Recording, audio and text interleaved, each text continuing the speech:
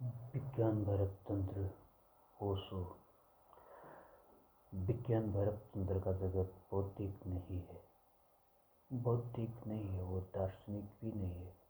तंत्र शब्द का अर्थ है विधि, उपाय, मार्ग। इसलिए यह एक वैज्ञानिक ग्रंथ है। विज्ञान क्यों की नहीं, कैसे की फिक्र करता है। दर्शन और विज्ञान में यही बुनियादी भेद है। दर्शन पूछता है यह अस्तित्व क्यों है, विज्ञान पूछता है यह अस्तित्व कैसे है।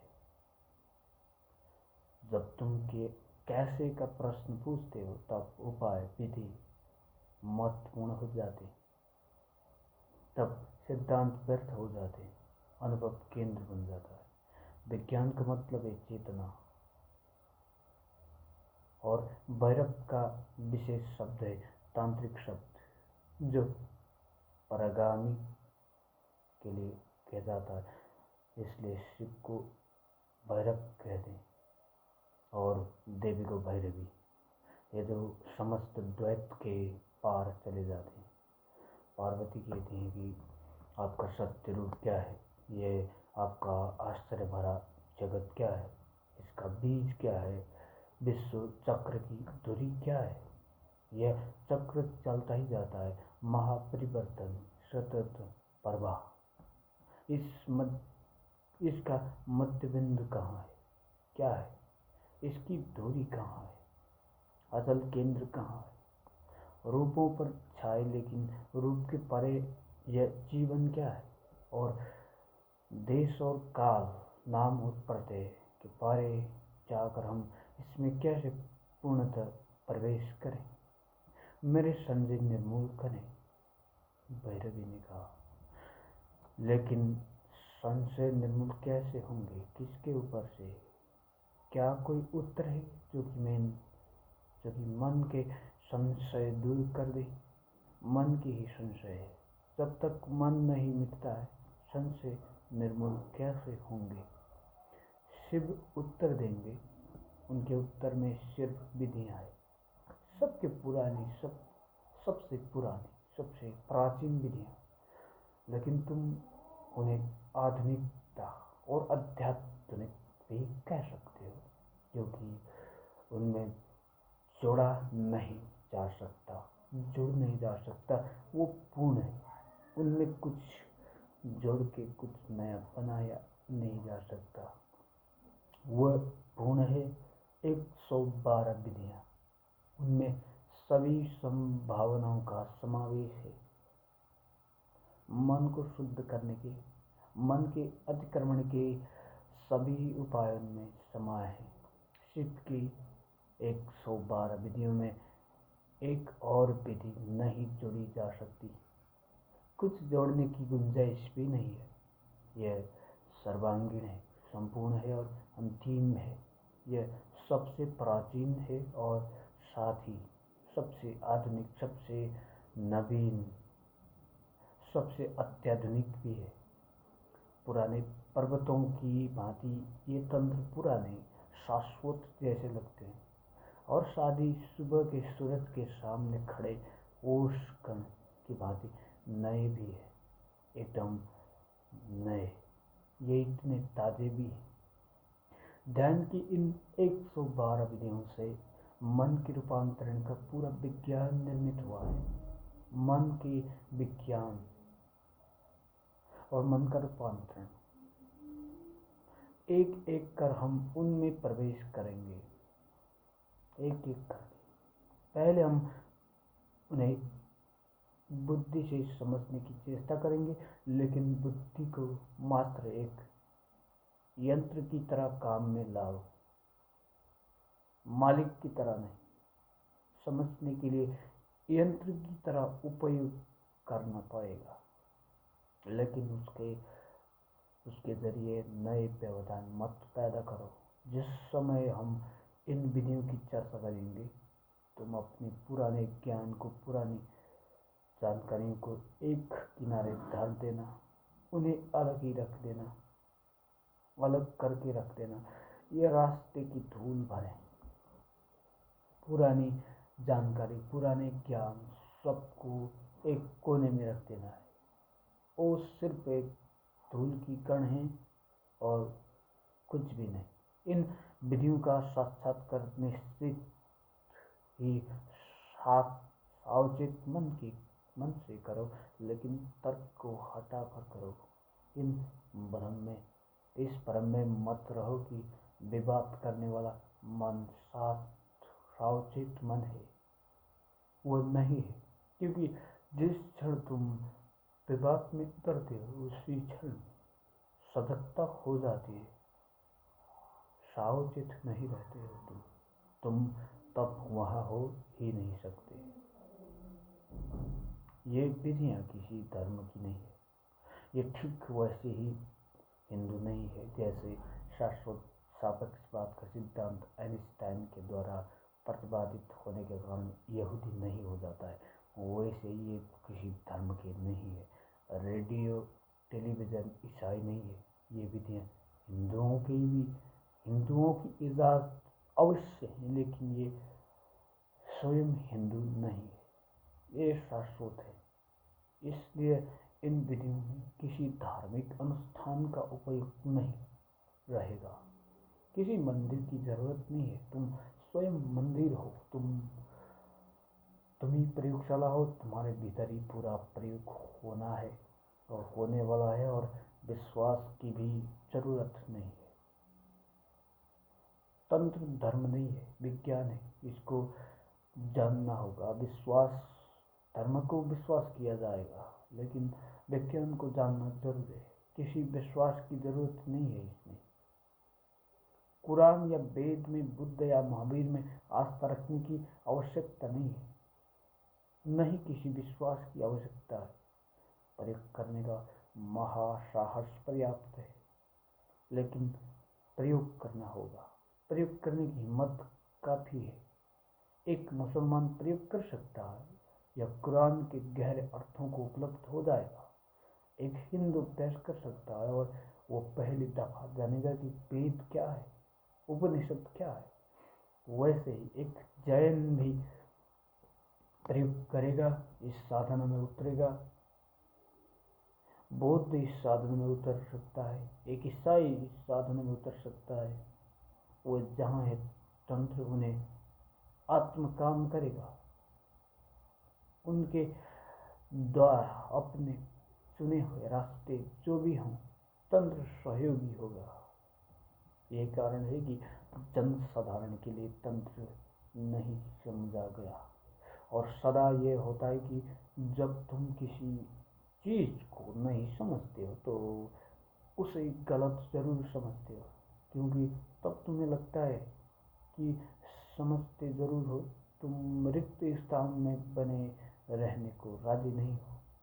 दूसरी बात कि जब तुम किसी चीज को नहीं समझते हो तो तुम उसे गाली देने लगते हो, या इसलिए कि वह या तुम्हें अपमानजनक लगता है। तुम सोचते हो मैं और नहीं समझूं, यह असंभव है। इस चीज के साथ ही कुछ भूल होगी। घमंड, तुम्हारा घमंड। तुम समझते नहीं हो, फिर भी तुम बोलोगे कि मैं समझता हूँ और ये मुझे समझ नहीं आ रहा है, मतलब एक गलत है। तुम ऐसे कहोगे और तब तुम गाली देने लगते हो। तब तुम उलझ जुल्लूल बन के पकने लगते हो और कहते हो कि अब ठीक है। इसलिए तंत्र को नहीं समझा गया, और तंत्र को गलत समझा गया। महान राज भोज ने पवित्र उज्जैन नगरी में तंत्र के विधि पीठ को खत्म कर दिया। 1 लाख तांत्रिक जोड़ों को काट दिया। क्यों? ये क्या है हमारी समझ में नहीं आता। कुछ सालों पहले वहीं पर राजा विक्रमादित्य ने उन्हीं तांत्रिकों कितना सम्मान दिया। यह इतना गहरा और ऊंचा था कि यह होना स्वाभाविक था। तीसरी बात, क्योंकि तंत्र द्वैत के पार जाते हैं, डुअलिटी के पार, इसलिए उसका दृष्टिकोण अति नैतिक है। कृपया कर इन शब्दों को समझो। नैतिक, अनैतिक, अति नैतिक। नैतिक क्या है हम समझते हैं, अनैतिक क्या है हम समझते हैं, लेकिन जब कोई चीज़ अति नैतिक हो जाती है तो दोनों के पार चली जाती है, तब उसे समझना कठिन है। तंत्र अति नैतिक है। तंत्र कहता है कोई नैतिकता जरूरी है ही नहीं, कोई खास नैतिकता जरूरी नहीं है। सच तो ये है कि हम और तुम अनैतिक हो क्योंकि तुम्हारा चित्त अशांत है। इसलिए तंत्र शर्त नहीं लगाता कि पहले तुम नैतिक बनो तब तंत्र की साधना कर सकते हो। तंत्र के लिए यह बात ही बेतुकी है। कोई बीमार है, बुखार में है, डॉक्टर आकर कहता है पहले अपना बुखार कम करो, पहले पूरा स्वस्थ हो जाओ और तब मैं दवा दूंगा। यही तो हो रहा है। चोर साधु के पास जाता है और कहता है मैं चोर हूँ, मुझे ध्यान करना सिखाए। साधु कहता पहले चोरी छोड़ो। चोर रहते ध्यान कैसे कर सकते हो। एक शराबी आकर कहता मैं शराब पीता हूँ, मुझे ध्यान बताए। और साधु कहता पहले शर्त के शराब छोड़ो तब ध्यान कर सकोगे। तंत्र तुम्हारे साथ कथित नैतिकता की, तुम्हारे सामाजिक रस्म रिवाज की चिंता नहीं करता। इसका यह अर्थ नहीं है कि तंत्र तुम्हें अनैतिक होने को कहेगा। नहीं, नो।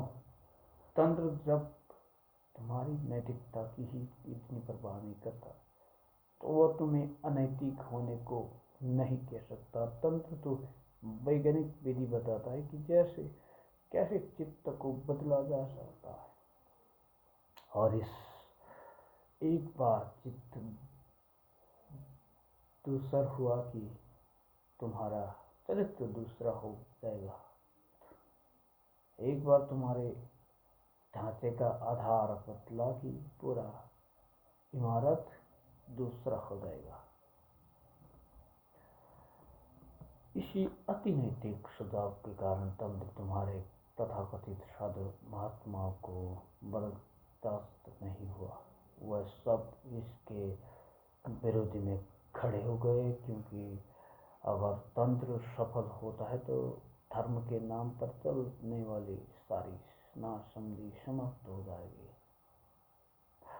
तंत्र कहता है कि उस अवस्था को नाम तंत्र कहता है कि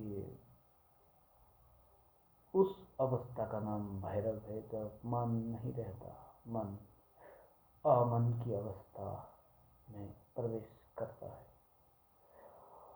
और तब पहली दफा तुम यथार्थवत उसको देखते हो जो है। जब तक मन है तुम अपना ही संसार रचे जाते हो, तुम उसे आरोपित प्रक्षेपित किए जाते हो। इसलिए पहले तो मन को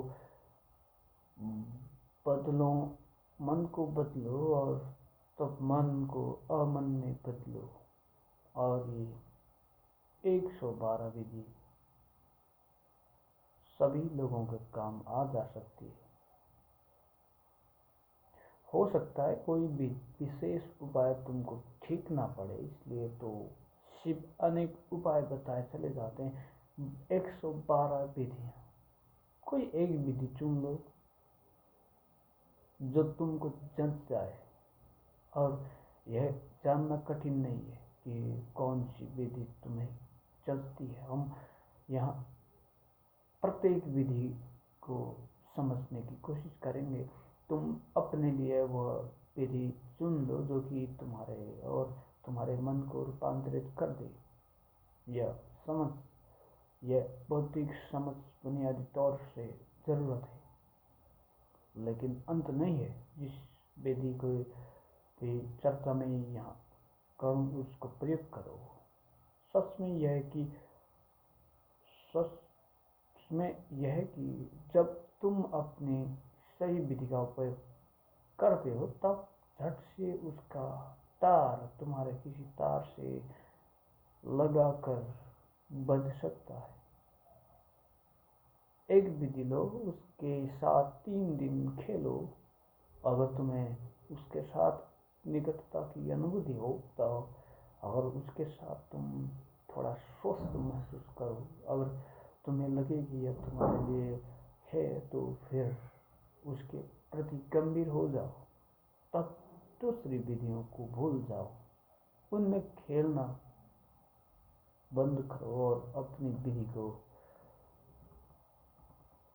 टिकाओ। कम से कम 3 महीने टिकाओ। चमत्कार संभव है, बस इतना होना चाहिए कि वह विधि सचमुच तुम्हारे लिए हो। यदि तुम्हारे लिए नहीं है तो कुछ नहीं होगा, तब उसके साथ जन्मों जन्मों तक प्रयोग करके भी कुछ नहीं होगा। लेकिन जो भी विधि तुम्हारे लिए हो, काम कर जाए, तो इसी जन्म में तुम खुद को प्राप्त हो जाओगे। लेकिन ये 112 विधियाँ तो समस्त मानव जाति के लिए और वह इन सभी युगों के लिए है जो गुजर गए हैं और आने वाले हैं। और किसी भी युग में एक भी एका आदमी नहीं हुआ तो और न होने वाला ही है जो कह सके कि ये सभी 112 विधियाँ मेरे लिए व्यर्थ हैं, असंभव है। ये असंभव है। प्रत्येक ढंग के चित्त के लिए यहाँ गुंजाइश है। तंत्र में प्रत्येक किस्म के चित्त के लिए विधि। कई विधियाँ हैं जिनसे उपयुक्त आदमी अभी उपलब्ध नहीं हुआ, ये भविष्य के लिए हैं। और ऐसी विधियाँ भी है जिनसे उपयुक्त मनुष्य रहे ही नहीं, वो अतीत के लिए हैं। लेकिन डर मत जाना, अनेक विधियाँ हैं जो तुम्हारे लिए ही हैं। तंत्र सूत्र विधि 1। हे देवी, यह अनुभव 2 श्वासों के बीच घटित हो सकता है। श्वास के भीतर आने के पश्चात और बाहर लौटने के ठीक पूर्व श्रेयस कल्याण है। इतना ही कहा, शिव ने। श्वास के भीतर आने के पश्चात और बाहर लौटने के ठीक पूर्व श्रेयस कल्याण है। उस अवस्था में आरंभ की 9 विधियां श्वास क्रिया के संबंध में रखती हैं, इसलिए पहले हम श्वास क्रिया के संबंध में थोड़ा समझ लें और विधियों में प्रवेश करेंगे। श्वास लेना सीखिए। पहले हम जन्म से मृत्यु के क्षण तक निरंतर श्वास लेते रहते। इन 2 बिंदुओं, इन 2 सांस लेना और देना, लेना और बाहर फेंकना, इन 2 बिंदुओं के बीच सब कुछ बदल जाता है। सब चीज बदल जाती है, कुछ भी बदले बिना नहीं रहता। लेकिन जन्म और मृत्यु के बीच श्वास क्रिया अचल रहती है। बच्चा जवान होगा, जवान बूढ़ा होगा, वह बीमार होगा, उसका शरीर रुग्ण और कुरूप होगा, सब कुछ बदल जाएगा। वह सुखी होगा, वह दुखी होगा, पीड़ा में होगा, सब कुछ बदलता रहेगा। लेकिन इन 2 बिंदुओं के बीच आदमी श्वास पर सतत लेता रहेगा, श्वास लेता ही रहेगा। श्वास क्रिया एक सतत प्रवाह है, निरंतर, उसमें अंतराल संभव नहीं है।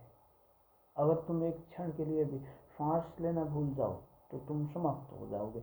यही कारण है कि श्वास लेने का जिम्मा तुम्हारे अपने हाथ में नहीं तो मुश्किल हो जाएगी। कोई भूल जाए श्वास लेना और फिर कुछ भी नहीं किया जा सकता, खत्म हो जाओगे। इसलिए यथार्थ में तुम श्वास नहीं लेते हो, क्योंकि उसमें तुम्हारी ज़रूरत नहीं है। तुम गहरी नींद में भी हो तो भी सांस चलती रहेगी। तुम गहरे मूर्छा में हो और सांस चलती ही रहती है। सांस तुम्हारे व्यक्तित्व का एक अचल तत्व है। दूसरी बात, ये जीवन के अत्यंत आवश्यक और आधारभूत हैं। इसलिए जीवन और श्वास पर्यायवाची हो गए। इसलिए भारत में उसे प्राण कहते हैं। श्वास और जीवन को हमने एक शब्द दिया। प्राण का अर्थ है जीवन शक्ति, जीवंतता। तुम्हारा जीवन तुम्हारी श्वास है। तीसरी बात, श्वास तुम्हारे और तुम्हारे शरीर के बीच एक सेतु है। सतत श्वास तुम्हें तुम्हारे शरीर से जुड़ी रहती है, संबंधित कर रही है। और श्वास में सिर्फ तुम्हारे और तुम्हारे शरीर के बीच सेतु है, वह तुम्हारे और विश्व के बीच भी सेतु है। तुम्हारे शरीर विश्व का अंग है। तुम्हारा शरीर विश्व का अंग है। शरीर की हर एक चीज, हर एक कण, हर एक कोश विश्व का एक अंश है। वह विश्व के साथ निकटतम संबंध है और श्वास सेतु है। और अगर सेतु टूट जाए तो तुम शरीर में नहीं हो, शरीर में नहीं रह सकते, तुम किसी अज्ञात आयाम में चले जाओगे। इसलिए श्वास तुम्हारे और देश काल के बीच एक ब्रिज है, सेतु है। श्वास के दो बिंदु हैं, दो छोर हैं। एक छोर है जहाँ वो शरीर और विश्व को छूती है, और दूसरा वो छोर है जहाँ वह इस स्वतीत को छूता है। और हम श्वास के एक ही हिस्से से परिचित हैं। जब वह विश्व में शरीर में गति करती है, लेकिन वह सदा ही शरीर से अशरीर में गति करती है। अगर तुम दूसरे बिंदु को, जो सेतु है, ध्रुव है, जान जाओ, तुम एकाएक रूपांतरित होकर एक दूसरे ही आयाम में प्रवेश कर सकते हो, एक दूसरे आयाम में, डायमेंशन। लेकिन याद रखो, शिव जो कहते हैं वो योग नहीं है, वो तंत्र है। योग भी श्वास पर काम करता है, लेकिन योग और तंत्र के काम में बुनियादी फर्क है। योग श्वास क्रिया को व्यवस्थित करने की चेष्टा है। अगर तुम अपने श्वास को व्यस्तता दो तो तुम्हारे स्वास्थ्य सुधर जाएगा। इसके रहस्यों को समझो तो तुम्हें स्वस्थ और दीर्घ जीवन मिलेगा। तुम ज़्यादा बली, ज़्यादा ओजस्वी, ज़्यादा जीवंत, ज़्यादा ताज़ा हो जाओगे। लेकिन तंत्र का इससे कुछ लेना देना नहीं है। तंत्र श्वास की विधियों, व्यवस्था की चिंता नहीं करता। भीतर की ओर मुड़ने के लिए एक श्वास क्रिया का प्रयोग पर कर सकता है। तंत्र में साधक को किसी विशेष ढंग की श्वास का अभ्यास नहीं करना चाहिए। कोई विशेष प्राणायाम नहीं साधना है। प्राण को लयबद्ध नहीं बनाना है। बस उसके कुछ विशेष बिंदुओं के प्रति बोधपूर्ण होना है। श्वास प्रश्वास के कुछ बिंदु हैं जिन्हें हम नहीं जानते। हम सदा श्वास लेते हैं, श्वास के साथ जन्मते हैं, श्वास के साथ मरते हैं, लेकिन उसके कुछ महत्वपूर्ण बिंदुओं को बोध नहीं हो सकते, हुए नहीं। और यह हैरानी है कि अभी तक हम उसको समझ नहीं पाए। श्वास को मनुष्य अंतरिक्ष की गहराई में उतर रहा है, खोज रहा है। वो चांद पर पहुंच गया, लेकिन वो अपने जीवन के इस निकटतम बिंदु को समझ नहीं सका। श्वास के कुछ बिंदु हैं जिसे तुमने कभी देखा ही नहीं। वही बिंदु द्वार है, वही डोर है। तुम्हारे निकटतम द्वार, जिनसे होकर तुम एक दूसरे ही संसार में, एक दूसरे अस्तित्व में, एक दूसरे ही आयाम में, दूसरी ही चेतना में प्रवेश कर सकते हो। लेकिन वह बिंदु बहुत सूक्ष्म है, बहुत ही छोटा, बहुत ही छोटा, बहुत ही महत्वपूर्ण। जो चीज जितनी निकट हो उतना ही कठिन मालूम पड़ेगी।